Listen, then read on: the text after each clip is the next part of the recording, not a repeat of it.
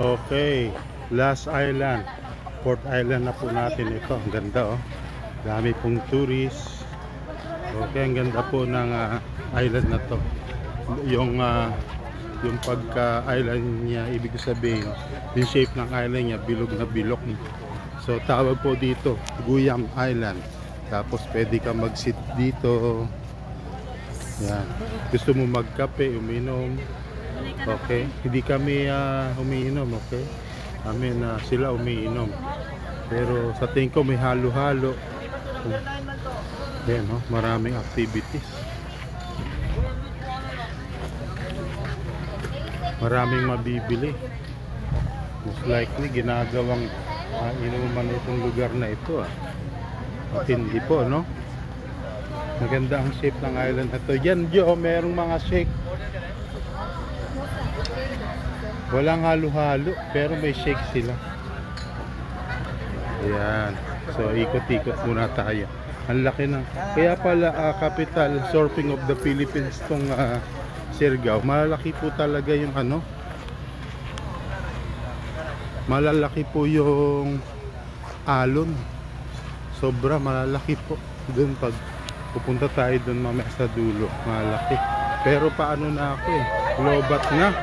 Yan oh, nice. Lobat na. Hawan ko kung makapag-share pa ako. So our topic for today is about love. Meron pa akong isang si-share na kada-download ko lang. Gusto ko lang makita yung mga alon. Yan ang lalaki po ng alon talaga. Titingnan mo. Malaking alon, walang hinto. Hanggang doon sa dulo.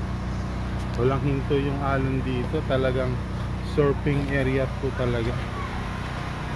Saka yung alon nila hindi pa bugso-bugso ba. Talagang tuloy-tuloy yung alon. Kaya masasabi nating capital surfing island of the Philippines ng Siargao. Wala pa tayo dun sa Cloud9 na tinatawag. Yan o, makita nyo po talaga yung mga alon. Malaki, yan. Tuloy-tuloy. Yung dugs, yung ano niya, hanggang doon sa dulo. Yan o.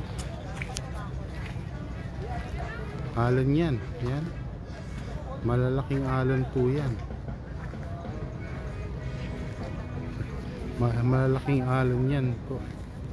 Alon yan. Yan. Alon po yan. So itong island na to, tawag dito Guyam. Guyam Island. Most likely sa package 1, ito yung pinaka last.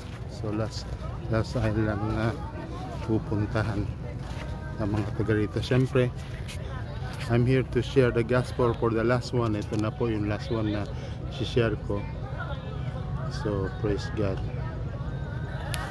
So the last one that I wanna share is, beloved, let us love one another, for love is of God, and everyone that loveth is born of God and knoweth God. Okay.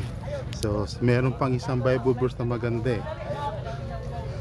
Sabi doon sa ano, sino man yung dalisay ang puso, makikita niya ang Diyos.